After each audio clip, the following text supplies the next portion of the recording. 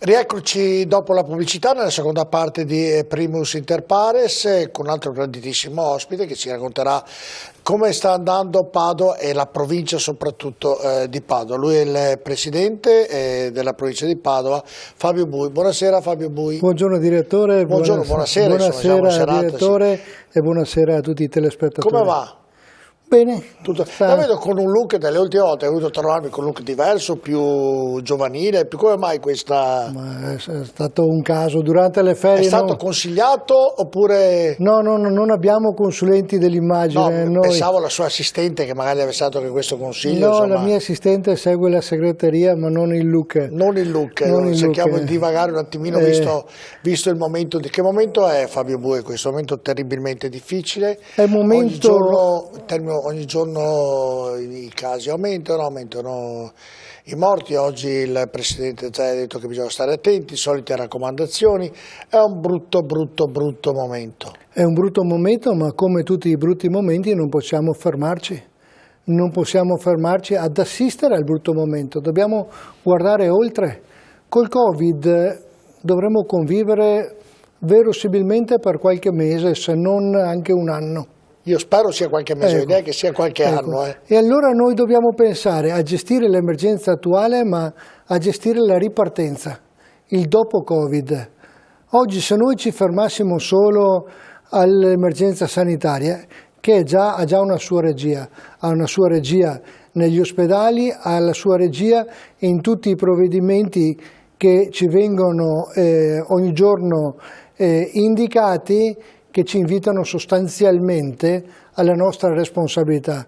Del Covid ne usciremo sì con qualche decreto, ma soprattutto con la responsabilità individuale dei cittadini. Su questo sono d'accordo. Ciò che mi preoccupa è che assieme all'emergenza sanitaria si coniughino anche le risposte all'emergenza economica, perché non si può morire poi di economia come non si può morire. Ha ragione. Guardi, adesso la regia metterà anche il titolo, ovviamente abbiamo messo proprio perché per il ragionamento che sta facendo lei, proprio perché si deve vivere il Natale di Padova, perché l'abbiamo accorciato, ma il Natale di Padova è provincia, ovviamente è il titolo, parleremo di tutto questo. È tutto vero quello che dice, però con una particolarità che bisognerebbe anzi sapere veramente cos'è questo virus, quando terminerà e come terminerà e se terminerà. Bisognerà vedere se i vaccini saranno pronti a gennaio come tutti dicono, io personalmente ho dei forti dubbi, se a tutti verranno somministrati questi vaccini, perché tant'è che oggi ci dicevano sono stati trovati, pensi che non è neanche bello dirlo, 33.000 dosi di vaccino antinfluenzale che non c'erano, immagini che per tutta Italia bisognerebbe trovare 80 milioni di dosi, perché mi hanno detto, mi corregga se dico un'eresia, che il vaccino per funzionare deve essere somministrato al 70% della popolazione. Calcolando che l'Italia ha 60 milioni di abitanti, bisogna 40 milioni che prendono questo vaccino anti-Covid. Però bisogna somministrarlo in due momenti, perché molto probabilmente non è ancora forte che basta un'iniezione. Bisogna farlo intervallato di 3 settimane uno dall'altro, il che vorrebbe dire 80 milioni di dosi. Per fare 80 milioni di dosi, lo chiedo a lei, Presidente Bui, a tutti questi italiani ci vogliono ambulatori, medici, vaccino, quanto tempo ci vorrà in virtù di tutto quello che le sto dicendo, tra quanto finirà questa storia del Covid? Ci vorrà almeno un anno, solo per il vaccino. È quello che le sto dicendo. E quindi è per questo che io dicevo, guardate che oggi dobbiamo riorganizzarci con la pandemia in corso e sarà un corso lungo, ma nel frattempo non spegnere tutti gli altri motori, perché non possiamo oggi fermarci al Covid. Oggi dobbiamo ripensare che terminato il Covid e quando il vaccino avrà il suo effetto, l'Italia non può essere ferma. Devono ripartire le infrastrutture, deve ripartire ciò che prima del virus non ci garantiva la competitività del nostro territorio. Le faccio 3 esempi sul nostro territorio padovano, da mesi come Presidente della provincia li sto rivendicando e rilanciando anche il tema delle infrastrutture viarie. Guardate che il nostro territorio padovano soffriva già prima del Covid nell'economia perché mancante di infrastrutture. Le cito la 308, la famosa 308, che se oggi non viene collegata subito con la Pedemontana, sposterà l'asse economico di maggiore appeal tra Vicenza e Treviso. E Padova verrà estromessa, ma nell'estromettere Padova tutta l'area industriale padovana, l'interporto padovano, il nuovo nosocomio padovano che è stato progettato, che verrà progettato a Padova Est, saranno estromessi dalla grande rete viaria. E un altro tema, la Valsugana. Oggi noi per mesi abbiamo parlato del famoso ponte di Curtarolo. Non è quello che risolverà i problemi di quell'area lì economica. Quell'area lì che è primaria nell'economia veneta ha bisogno di una nuova Valsugana collegata alla Pedemontana. E quindi chi deve cito un altro esempio. No, ma dicami chi deve decidere, perché lei ha detto tutte belle cose. Deve decidere la politica regionale, deve decidere la politica nazionale, dando poteri speciali ai sindaci e ai territori. A chi ha... sì, però sistemare la 308 ecco, mica è il sindaco locale. La 308 si sistema con poteri commissariali. Abbiamo dimostrato a Genova che in 2 anni hanno rifatto il ponte con una legge straordinaria, che è la legge commissariale. Oggi con le procedure ordinarie non se ne farà niente. Resteremo per anni ed anni senza infrastrutture post-Covid. Poi la devo fermare perché lei dice cose che sono sacrosante, però mi deve dire che prende questa decisione, perché nel parlare noi parliamo ed è facile parlare, poi mi deve dire lei che è Presidente della provincia, ok, è la regione deve prendere le decisioni per la 308, lo Stato deve prendere decisioni finanziarie, ma chi lo fa questo? Perché a parole servono, ma poi se nessuno lo fa... Le decisioni le deve prendere il governo, per la sua parte, la regione per l'altra parte, e deve essere una pretesa che sale forte dai territori, anche dal mondo economico deve salire questa necessità, perché oggi la politica è troppo autoreferenziale, è troppo legata al consenso più che al risultato. Allora oggi se il mondo economico chiede a gran voce queste opere, accompagna solo la politica e la obbliga a fare ciò che per anni non è stato fatto. E chi fa il capostipite di tutta questa storia qui è lei, quello che va lì a iniziare questa battaglia? Non serve un capostipite, serve uno che indichi al bisogno indichi la soluzione. E chi è questo uno? E la soluzione io la sto da mesi e mesi, se non da anni, dicendo facciamo 3 cose, e quando dico facciamo metto anche la parte della mia responsabilità. Quella parte ce l'ha. Io la voglio contraddire perché è una brava persona, però Presidente, è una vita che lei battaglia per quel ponte di Curtarolo, e quel ponte di Curtarolo sembra già dimenticato ed è ancora lì com'era. No, il ponte di Curtarolo ha trovato... Sì, ma è così com'è per il momento. Sì, ha trovato una sua definizione e il prossimo anno partiranno i lavori e partiranno con la procedura commissariale. Quindi nel 2021 inizieranno i lavori Nel 2021 cominceranno i lavori. Quanto è durata questa battaglia dall'inizio al 2021 e a opera terminata, che lei ha iniziato e che ha fatto di tutto perché accadesse ciò? Tanto è durato un paio d'anni.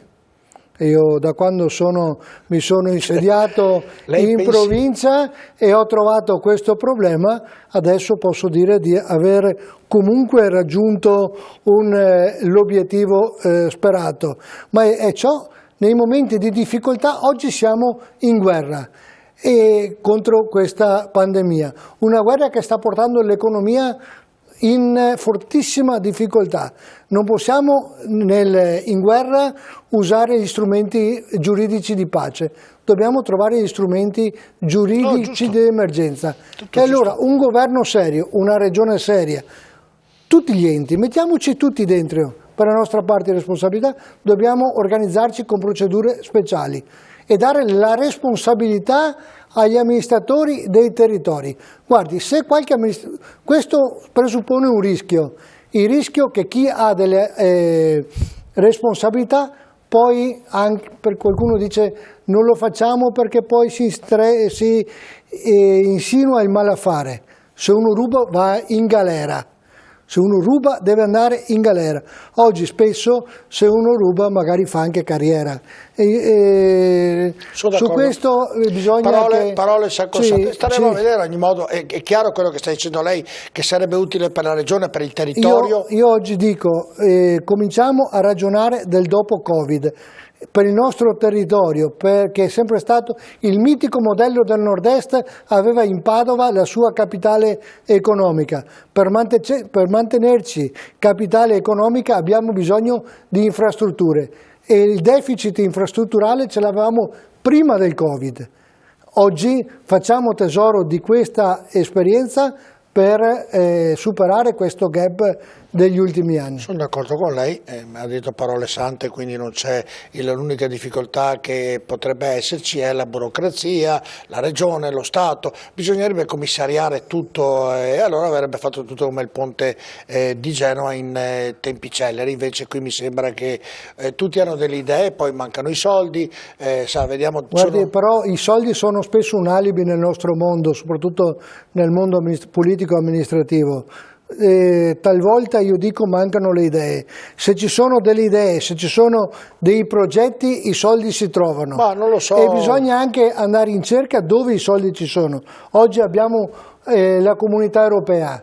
Se facciamo proposte serie alla Comunità Europea e riusciamo ad intercettare i bandi, i soldi ci sono. Se poi nelle nostre strutture non abbiamo chi sia in grado di intercettare i bandi europei, perché magari non abbiamo nemmeno il personale che sia in grado di leggere un bando in inglese o fare una rendicontazione di questi bandi, allora capisce che l'Europa va dove negli altri paesi. Sta facendo delle accuse ben precise. Faccio delle accuse ben precise, non in generale. Se uno non oggi è capace leggere un protocollo la macchina politica amministrativa deve correre più veloce, deve anche professionalizzarsi.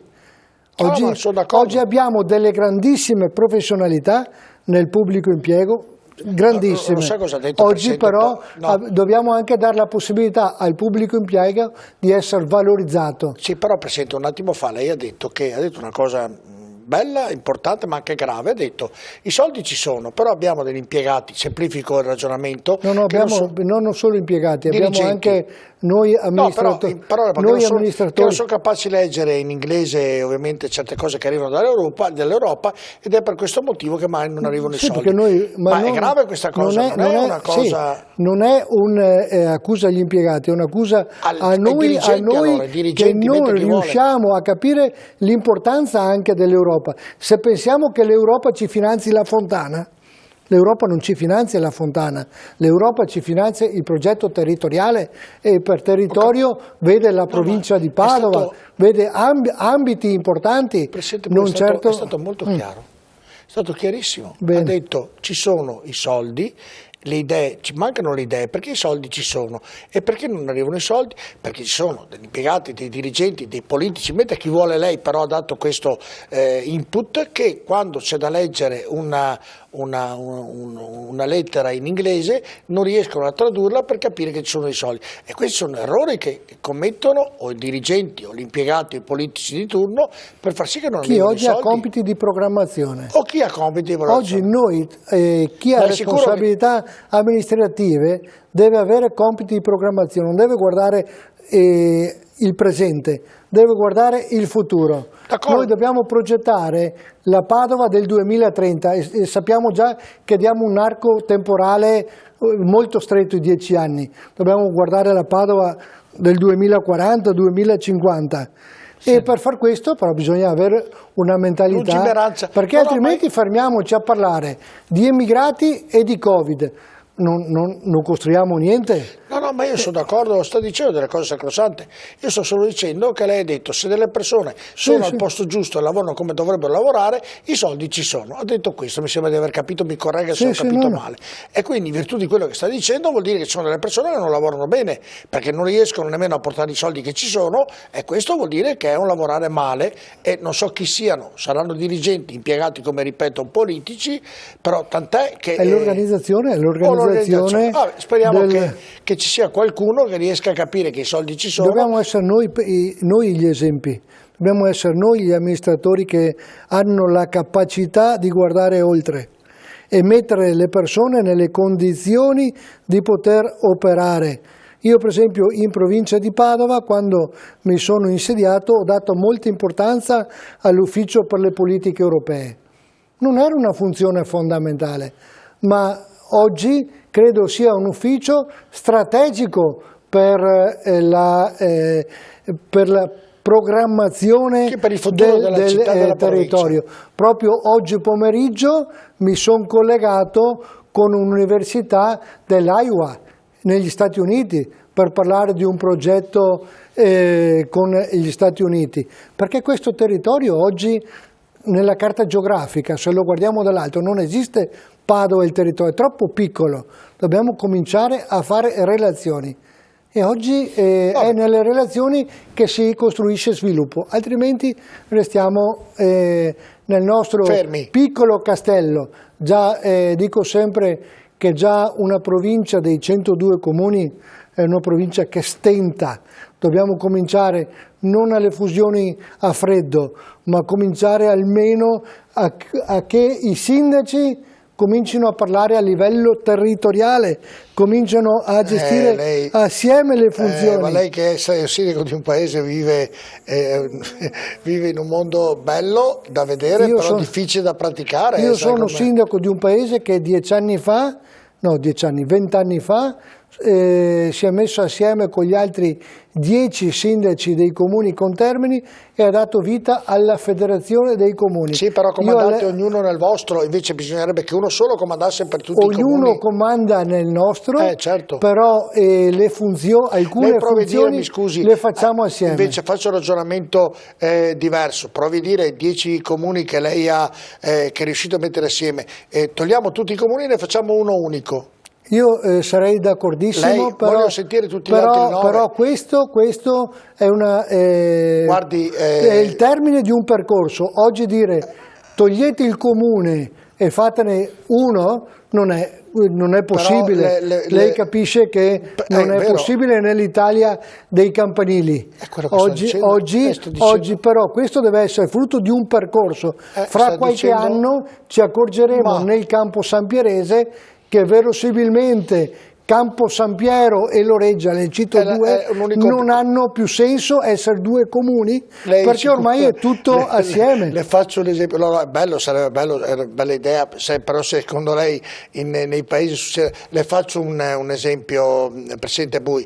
Se Padova, che ha 210.000 abitanti, dice con i comuni di Cadone, di Ponte San Nicolò, di Abano riusciamo ad unire tutti, invece che 200.000 abitanti, Padova è una città che ne ha 400.000, faccio dei numeri a casaccio, vorrebbe dire avere più risorse economiche, avere più potere, ma lei vada a Ponte San Nicolò, vada a Cadone, vada ad Abano, a Montegrotto e le dica ai sindaci: ci togliamo il comune e andiamo tutti su Padova, proprio per il campanilismo che lei ha fatto riferimento poc'anzi. Credo sia davvero improponibile qui in Italia questa mentalità qui, perché già nel fare nel Veneto una città metropolitana alla Padova, Treviso, Venezia, che sarebbe stato straordinario, credo sia una cosa ancora oggi, non so, magari in un percorso che fra 100 anni troverà una soluzione per forza di cose. Guardi però, direttore, che i processi che non governiamo li subiremo.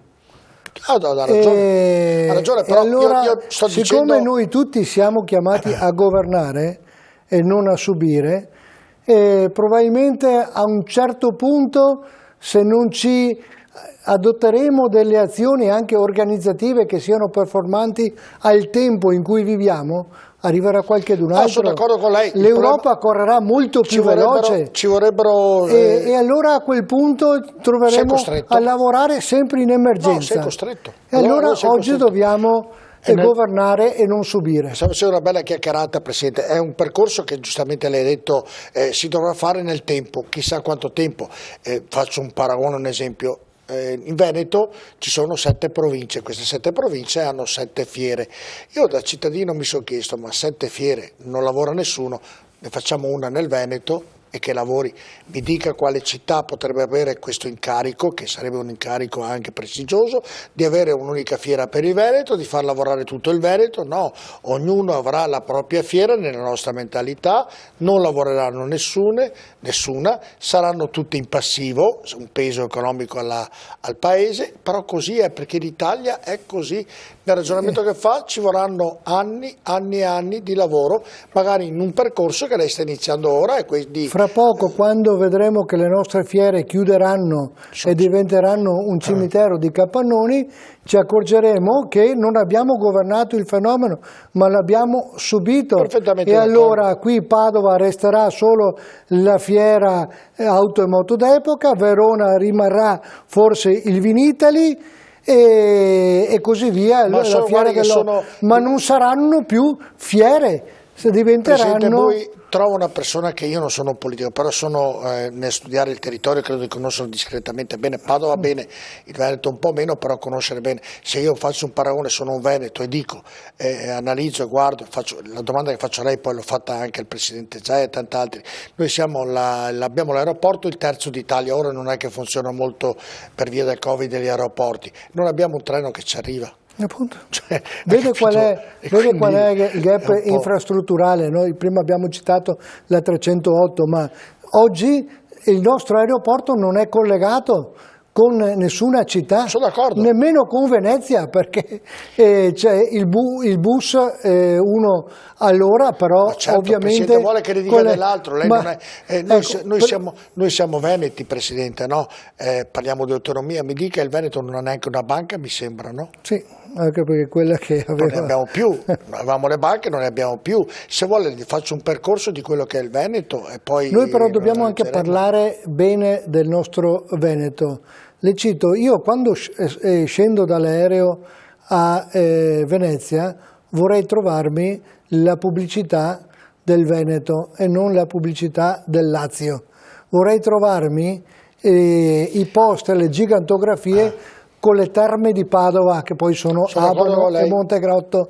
Vorrei trovarmi... ma c'è qualche fotografia, mi sembra, del percorso per andare al parcheggio c'è... Vorrei trovarmi le gigantografie con i colli, vorrei trovarmi delle altre province venete, perché questo è l'aeroporto del Veneto, assieme agli altri, però chiaramente Venezia è l'aeroporto... Però magari ci sta, sa, come filosofia, magari il lago di Garda, il mare del Veneto, le montagne, le Dolomiti, le mettiamo in altri aeroporti per fare pubblicità, ci può stare anche questo, però... Sì, il problema è che qui a Venezia e noi veneti siamo poco abituati a promuoverci. Lavoriamo e magari parliamo poco del nostro territorio.